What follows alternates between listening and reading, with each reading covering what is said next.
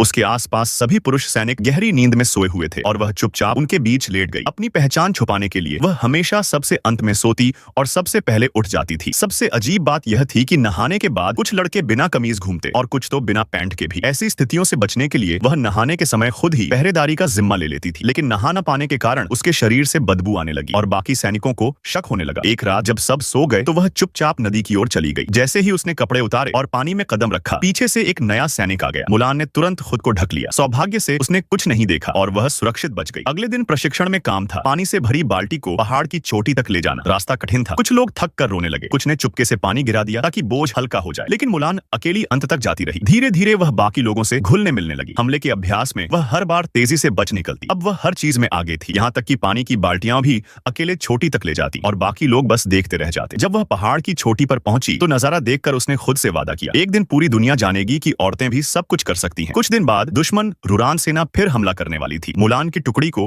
मोर्चे पर भेजा गया। उस रात मुलान अपने असली रूप का सच बताने जनरल के पास गई, लेकिन जनरल ने कहा, मुझे तुम पर पूरा भरोसा है, मैं तो चाहता हूँ कि मेरी बेटी की शादी तुमसे हो। मुलान के पास कहने को कुछ नहीं था। अगले दिन जब जनरल ने हमला करने का आदेश दिया तो सभी ने मिलकर तीर चलाए। दुश्मनों की पहली पंक्ति टूट गई। दुश्मन भागने लगे तो जनरल ने मुलान को घुड़सवार दस्ते के साथ उनका पीछा करने भेजा, लेकिन यह एक जाल था। पीछा करते करते अचानक दुश्मन पलटकर हमला करने लगे। कुछ सैनिक घायल हो गए और बाकी डरकर भाग गए, लेकिन मुलान डटी रही और लड़ती रही। वह एक सुनसान घाटी में पहुंची। अचानक एक बाज ने उस पर हमला किया और वह घोड़े से गिर गई। फिर बाज एक महिला में बदल गया। मुलान ने तुरंत तलवार निकाली और वार किया, लेकिन वह चुड़ैल बहुत ताकतवर थी। गुस्से में उसने मुलान के सीने में एक धारदार ब्लेड फेंक दिया। मुलान ने अपने शरीर से पट्टी हटाई, ब्लेड निकाला और आगे बढ़ गई। तभी ऊपर से एक फीनिक्स उड़ता हुआ आया। मुलान ने जमीन से अपनी तलवार उठाई, कवच उतारा, बाल खोल दिए और घोड़े पर सवार होकर सीधे युद्ध भूमि की ओर बढ़ गई। दुश्मन उस पर हथियार फेंकते, लेकिन वह हवा में ही बचकर उन्हें वापस लौटा देती। उसके हर वार से एक एक दुश्मन गिरता गया। अब वह अजेय थी। तभी दुश्मनों ने तोप निकाली और आग के गोले बरसाने लगे। जब उसने अपने साथियों को मरते देखा तो वह जल्दी से दुश्मन के पीछे जाकर तीर चलाने लगी। उसने एक चट्टान पर हेलमेट रखा ताकि दुश्मनों को लगे कोई वहां छिपा है। दुश्मन डर गए और उसी दिशा में तोप दागने लगे। तोप के गोले बर्फीले पहाड़ से टकराए और बर्फीला तूफान आ गया। मुलान तो बच गई,